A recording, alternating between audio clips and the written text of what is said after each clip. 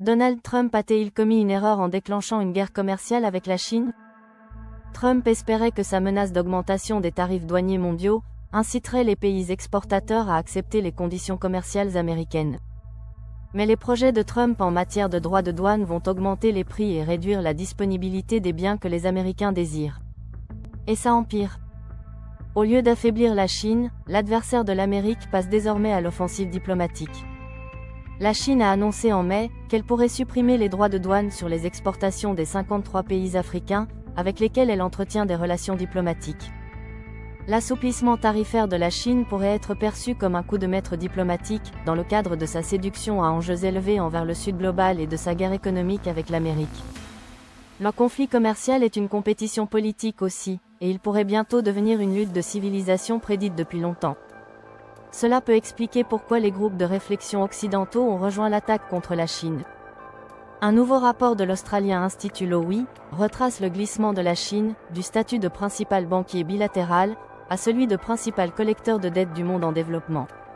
L'Institut Lowy critique la Chine pour être un prêteur prédateur, et promouvant une politique commerciale qui constitue une menace pour le développement mondial.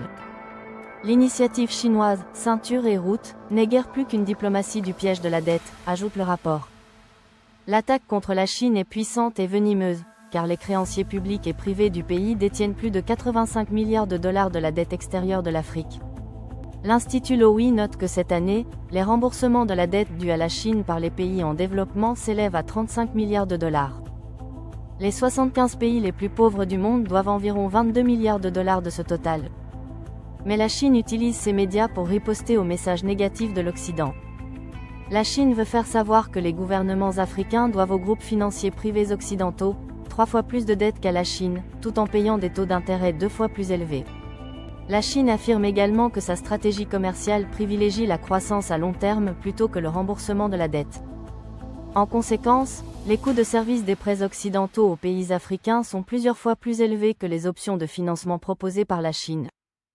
L'ampleur de l'ambition de la Chine est telle qu'elle rejette désormais la capacité de l'Occident à rivaliser avec l'influence chinoise, par le biais de sa politique commerciale et financière.